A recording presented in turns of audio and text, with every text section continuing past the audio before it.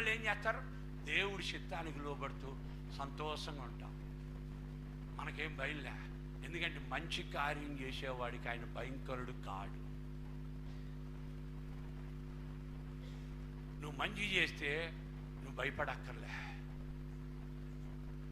దేవుడు నీ పక్షాన్ని ఉంటాడు. దేవుడే నీ పక్షాన్ని నుండి నీ కార్యాలు జరిపిస్తాడు ఆయన. హల్లెలూయా చెప్తామా?